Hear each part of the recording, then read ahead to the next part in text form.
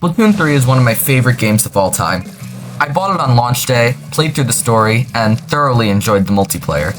Every season, I would come back at least for a little while to check out the new weapons and maps. This continued for 2 whole years. Around everything else that happened in gaming and the real world, Splatoon 3 was always there. Until last October, version 9.0.0 and Grand Festival. The final of 8 updates we were promised from the beginning. After playing this fest, I just forgot about the game. There were seasonal events, but they offered no new content, so I felt no reason to participate. I thought the game was dead for good. So imagine my surprise when on a random Tuesday in the middle of classes, I see on my YouTube homepage this video. Not only are we getting a new Splatoon game, more on that later, Splatoon 3 would be getting a massive update. There would finally be new weapon kits and a stage to give me a tangible reason to return to one of my favorite games.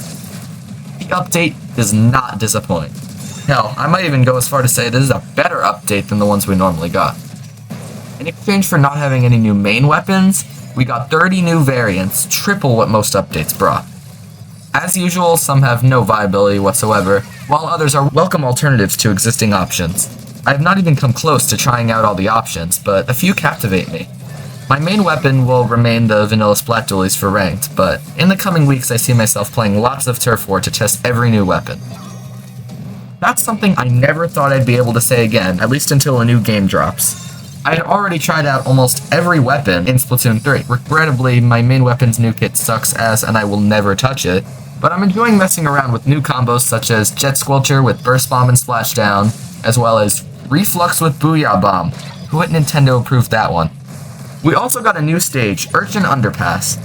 This stage is absolutely amazing in that it has open areas with multiple paths to take and isn't shaped like a Tetramino.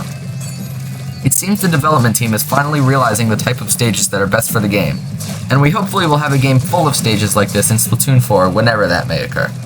That's not the end of the upcoming content though. Splatfest has already been announced for next month and I'll be playing it a ton. In addition to the balance changes we've been promised, there's a non-zero chance that more weapons will receive third kits. After all, a selection of 30 out of 65 weapons were chosen in this update.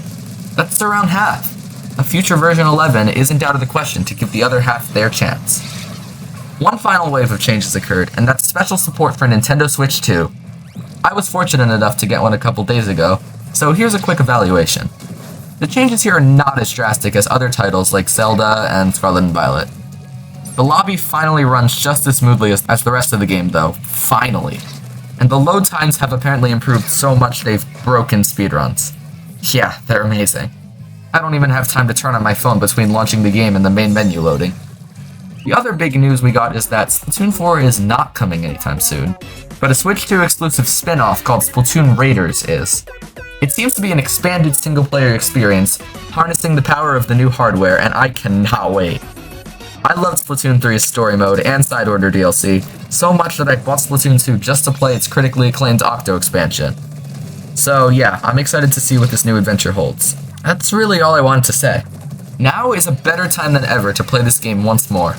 Experiencing the addicting ups and downs of a Splatoon 3 session again was not on my 2025 bucket list, and I'm glad I was wrong when I thought I was closing this game one last time. I'm so happy this game's back in my life again. As I try to steer my life away from addicting multiplayer games like Fortnite, I can always look behind me and make an exception for Splatoon. Thanks so much for watching, and subscribe for more variety gaming content.